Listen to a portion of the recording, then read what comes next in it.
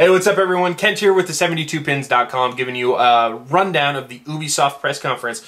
Gotta say, it was embarrassing. It wasn't as bad as last year, but it was still pretty bad. They didn't have anything as embarrassing as laser tag and acting like that was an original idea, but Ubisoft seems to think that everything they do is original, but it's not. It's really not. And I'll get to that more later. They had a guy named Mr. Caffeine present the conference. Zero charisma, bomb after bomb after bomb as far as jokes go. Just really embarrassing. They also felt the need to congratulate themselves for being around for 25 years, which I wasn't aware of. I don't think anyone was really aware of because none of their franchises are 25 years old. So let's go with the first, which is Rayman Origins, which is a throwback. It's a 2D platformer. Some really cool stuff going on. There's a moment where Tetris blocks are falling from the ceiling. That was really cool because they use them as platforming parts to like hop around and go through the level. Really cool. Driver San Francisco completely dropped talk about the coma mode. If you don't know what I'm talking about, Driver San Francisco was marketed as this game where it all happens inside the main character's head and you can jump around from body to body on the street getting into different cars. I don't know why that was appealing, but they didn't talk about that at all. And because Forza 4 looks so gorgeous and the run looks so original, it looked really generic and awful. Far Cry 3, amazing graphics, amazing gameplay, new cover system built in. You play a photographer who's crashed on an island, and a crazy terrorist is apparently running. And I do mean crazy, like, he's a completely unlikable psychopath that I guess they're trying to really push as like this really creepy bad guy, kind of like the Joker, only with a mohawk. Really, just really awful. Brothers in Arms Furious 4. Now, this is made by Gearbox, who did Brothers in Arms, and they also did Borderlands. And it looks like they're kind of mashing up the two genres. Class-based shooter, but World War II, it definitely takes a nod from Inglourious Bastards. Spielberg and Peter Jackson did a video about Tintin and about a game that's based on the movie they have coming out soon. A very generic brawler adventure game. Ghost Recon Future Soldier completely won me over. This was kind of off my radar because I wasn't a fan of the previous two games. I liked Rainbow Six more because it was more tactical to me. But this one wins me over completely. A lot of really cool stuff going on.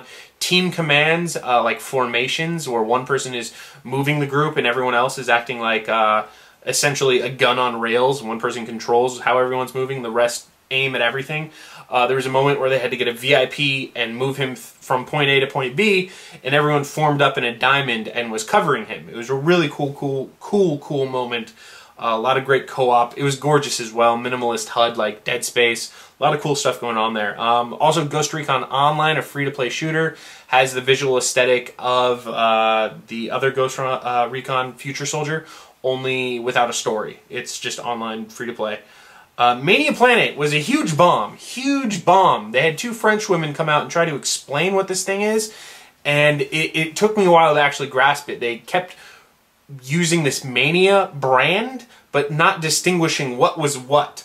So I didn't know what Mania Planet was, but they were actually promoting Trackmania 2 Canyon, which is a driving game where you make the track, but it's not as original like, say, Mod Nation Racers. And they tried to market it like it's a completely original idea, and it's a really dumbed down of what Mod Nation Racers already does, and much better.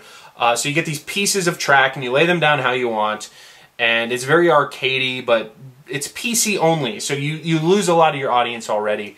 And they want to build this community of sharing all this stuff, but they're doing a poor job of it. And Mania Planet is actually this overarching brand that encompasses Trackmania and a first-person shooter Mania game and an RPG Mania game that will come out later. It's not going to be successful. Nobody cared, and it was really confusing. Really thick French accents with very little...